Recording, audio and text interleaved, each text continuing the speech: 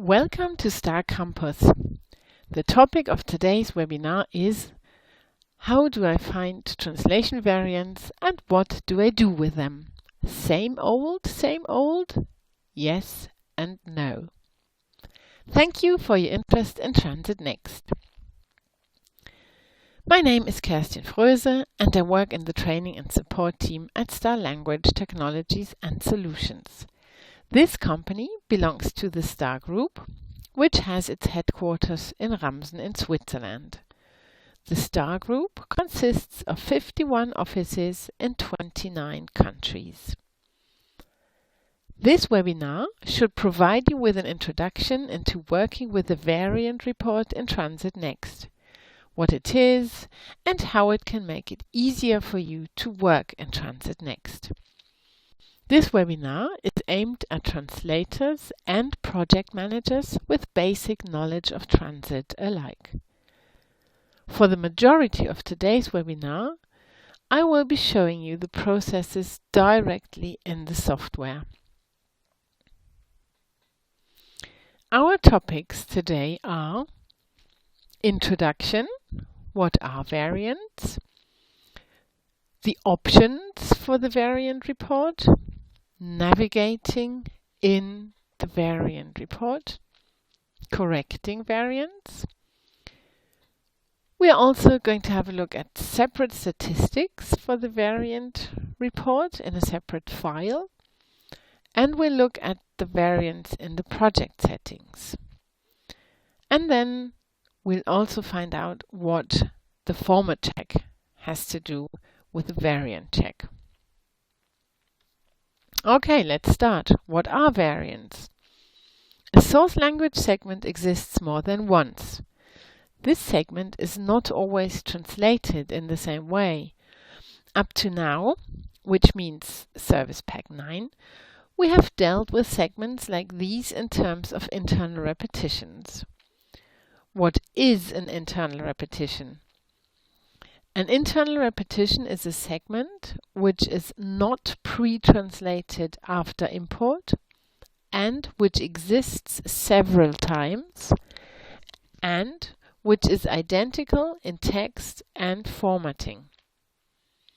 If there are various translations for an internal repetition, we can find them with filtering. We can correct those segments with the review function.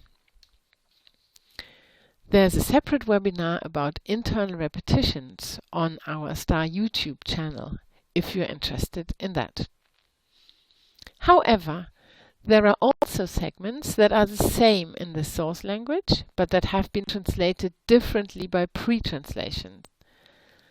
These are not internal repetitions, and so we could not find them with the internal repetitions mode. Now we have a new feature that does exactly this, and that is the variant report.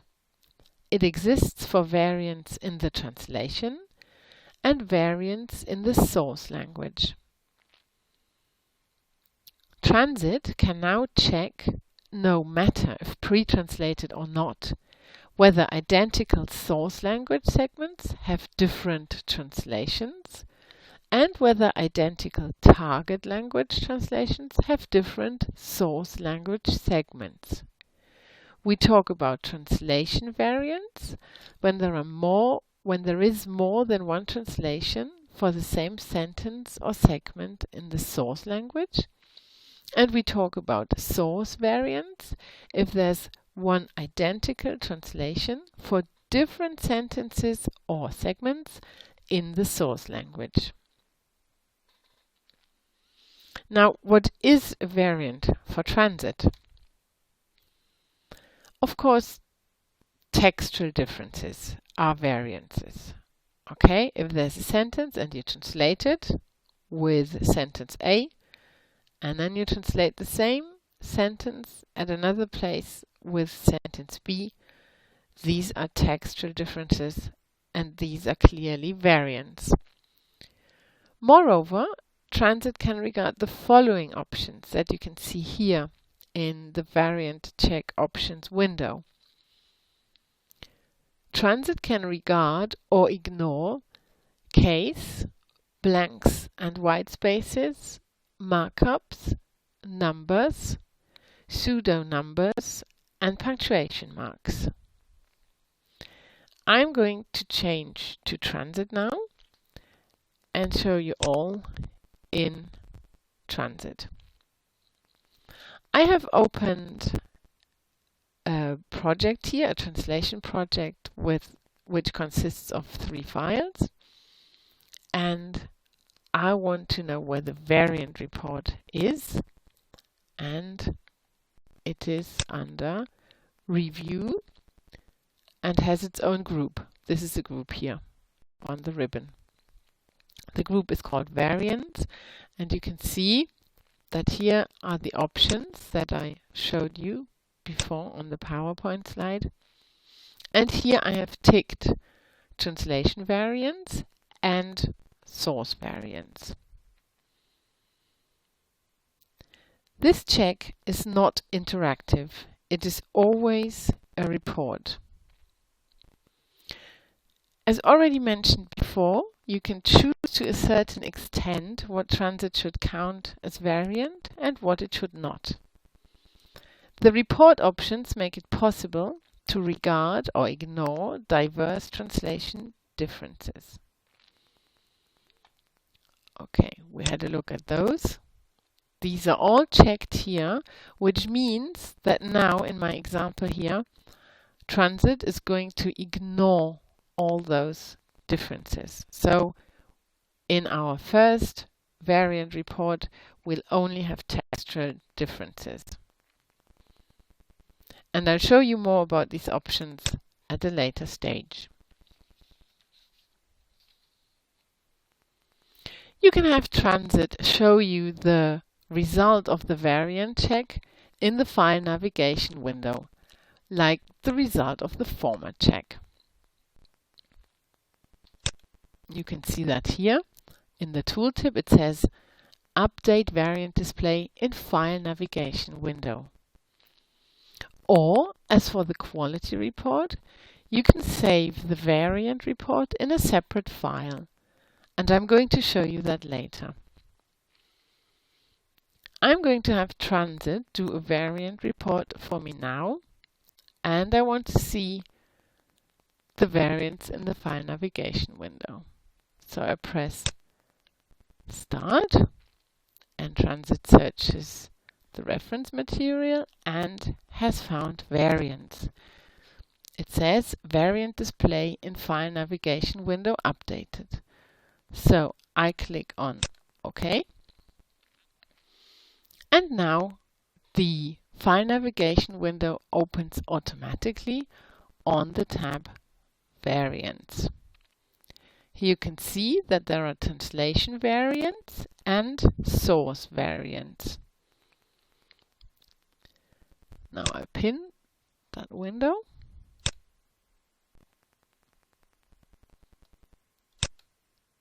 Okay, right.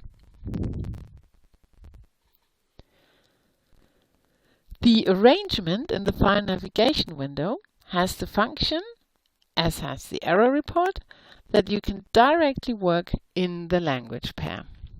Okay, so you can jump from the file navigation window to the language pair, to the target language here, and back. You can also see that all instances that Transit has found are opened up to a certain level. Here's the tree, and they're all opened up to this level.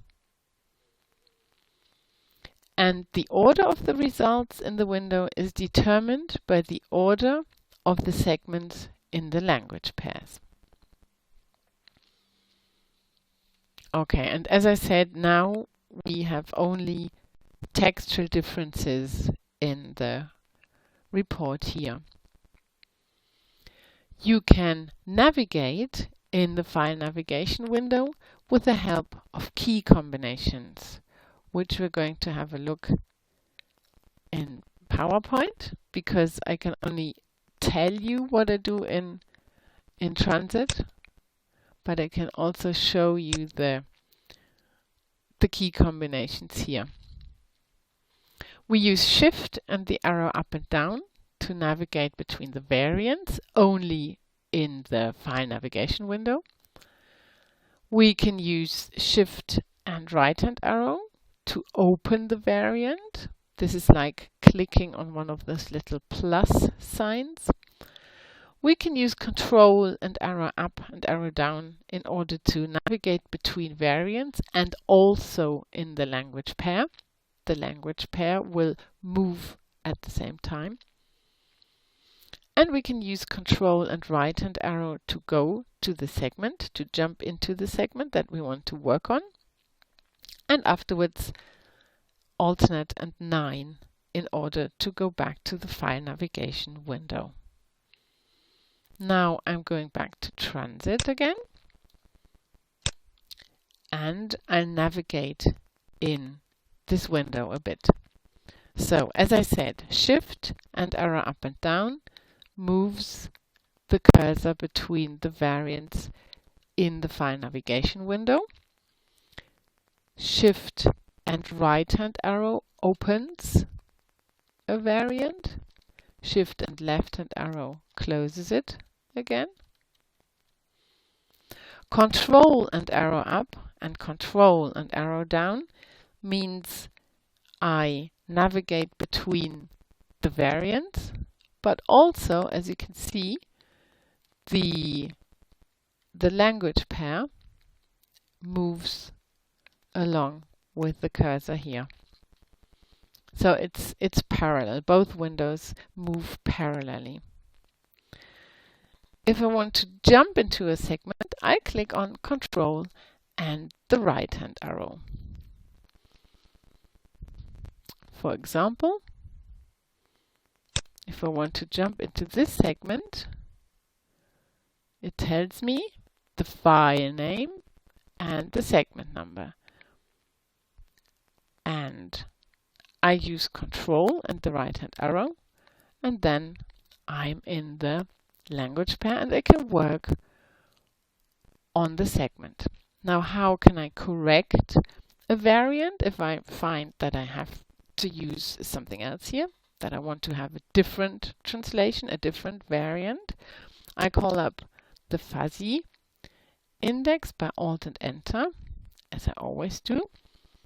Then I choose, I have a German sentence here, Backblech in den Backofen schieben.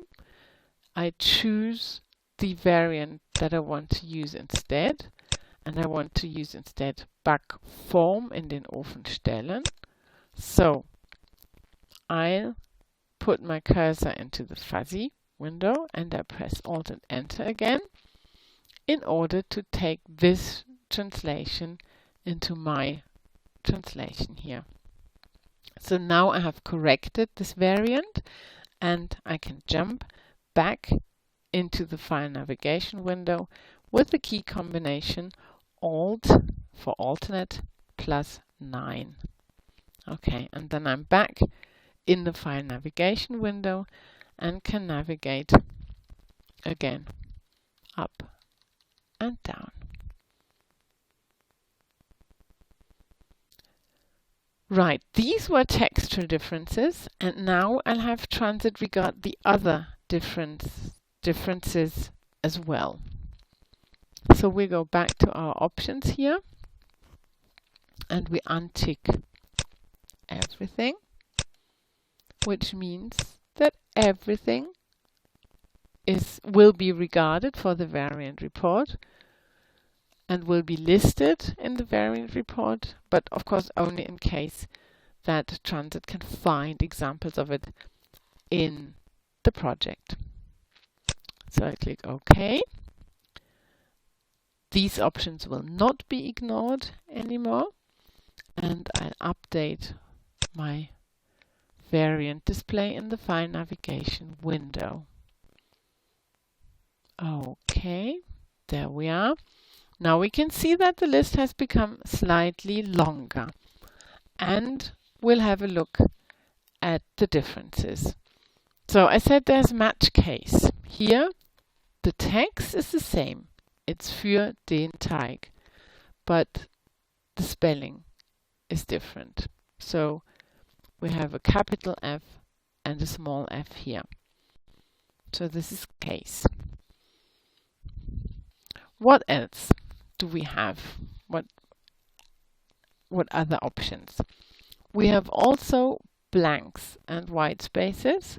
Now, like here, the text is identical, 100 gram butter, German, but the spaces are different. In one case, we have a non-breaking space, and in another case, we have a normal space. This is not shown in the file navigation window, but you can define your view in the transit language pair so that you can see the differences between different spaces, white spaces and blanks. Then we also have numbers. Like here, for example, we have in the source sentence, we have preheat the oven to 160 degrees, and we have two different translations here. So this is a variant with regard to numbers. We also have markups, as you can see here. This markup U stands for underlined, I stands for italics, and B stands for bold. So here we have three different translations with three different markups. The textual translations are the same, only the markups are different. Transit can regard also pseudo numbers, which we don't have in the text here, but pseudo numbers are letter number combinations, for example like C3PO. And then we can also regard punctuation marks. And there we have an example in our files. Here it's the same word, Fertigstellung, same German word, but once we have an exclamation mark in the text and once we have a colon. Okay, so these are all the different options that you have for your variant report. There's also the possibility of having Transit create a separate file for your variant report. And this you can find in Statistics, on the ribbon Statistics, Group, Quality, Button, Project. I'll untick the format check here and I'll tick the variant check. You can choose whether you want to have a report for translation or source variants or for both, and I tick both. And here you can see the options again. I want to have Transit regard all the differences that there are. So I untick all those options and say OK. I want all of them. I want the whole list. And now I can also choose an output format for my report, either HTML, Excel, or XML. In my example, I choose Excel and I say Start. So Transit creates an Excel file here in your working folder, which you can, of course, name differently. The default name is Report, and I'm going to save this in Excel. And Transit tells me that the report was created successfully and asks me whether I want to open it now. I click on Yes and go to Excel.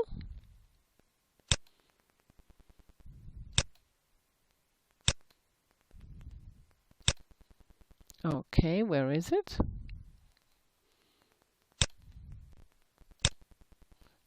There it is. Excel asks me whether I want to open the file, and yes, I do. So here you can see that you have your quality report in Excel with the project name, the source language, the target language, and two links to the different sorts of variants. One link to translation variants and one link to source variants. I'm going to jump to translation variants, and I can see that Excel opens another slide for me here with the source language segment, the target language segment, number of occurrences, and the file name. Okay, down here you can see the different slides of the file. So I can either use the links on the first slide to the different reports, to the different variants, or you can just click on the button down here, on the tab down here. And then you get to the different reports. Now this was Excel, and now I go to Transit again. And to be more exact, I'll go to the project settings now. Because in the project settings, there's also a place where I can tell Transit how to deal with variants for this certain project. And this is the tab Format Check. And here on the right hand side, on the bottom, we find variant check required for. And again, I can choose translation or source or both variants.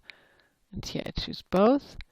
And here you can choose the options again. So this is what is preset for this project, and I can change it here.